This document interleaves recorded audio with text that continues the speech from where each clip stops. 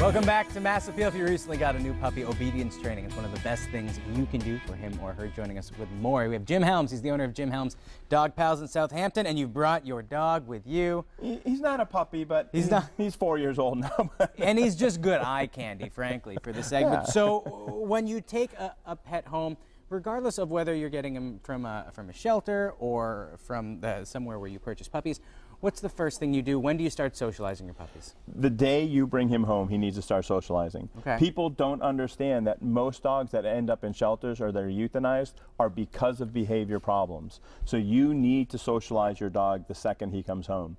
And the second problem is there's a lot of vets out there that will come out and say you can't start socializing your dog until you get your first series of shots. So a lot of dogs spend 3 months, 4 months in that house and they don't go anywhere.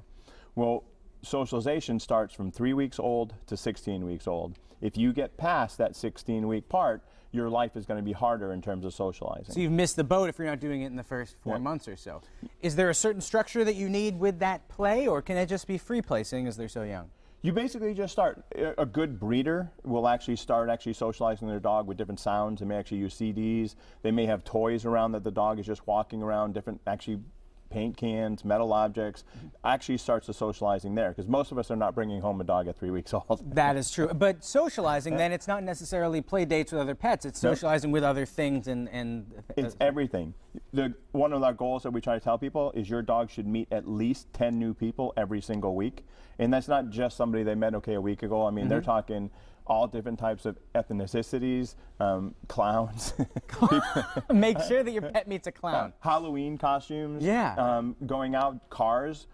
Is it going to be around in the woods? Is it going to be around farm animals? Well, guess what? Start socializing around farm animals as soon as he comes home. Well, it's a great point. The other day I came in from the cold. I had my hat and my eyeglasses on. My dog started barking at me because he didn't know who I was, because I hadn't socialized him to that was me, just dressed a little bit differently. Yep.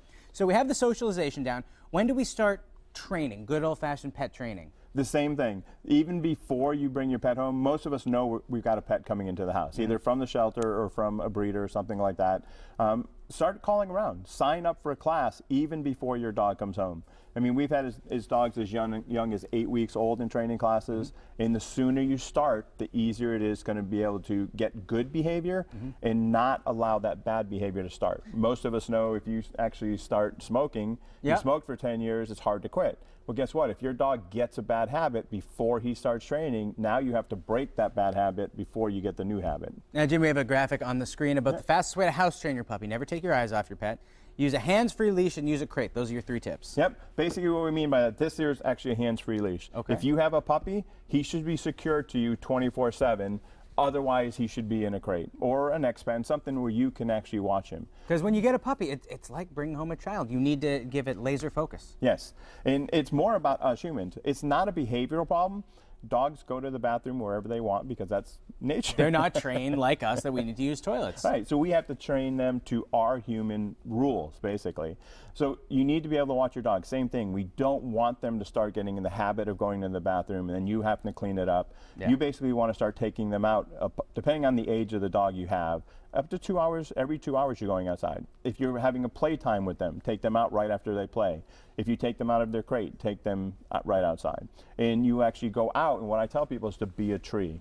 You're going to go out to that spot where you want your dog to go to the bathroom. You're just going to stand there, wait for them to go to the bathroom. And eventually they'll get the message that this isn't fun and games anymore, this is pee time. Yep. Lastly, we're going to start teaching them, not tricks, but the sit, the stay. What are the essential dog tricks that we need to start before we get into the rollovers and the high fives? Well, obedience, all the basic obedience commands are really important, but a lot of people think that's the only training you need to do. And it does come down partly to that socialization. We do want sit, down, stay, come. Recalls are huge. I mean, I think they're one of the most important things. Leave it so they don't pick up that aspirin that you dropped on the floor. Exactly, yeah. But socializing to your vet, I mean, getting them comfortable going to your vet, your groomer.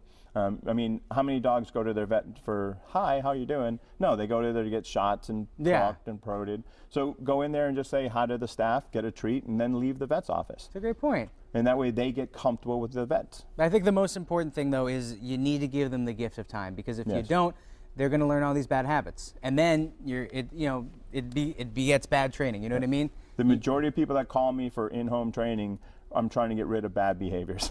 Exactly. And it's not necessarily the pet's bad behavior. Sometimes it's the people's bad behavior that have caused it. Yes. Jim, always a pleasure having you here. Thanks. Thank you so much.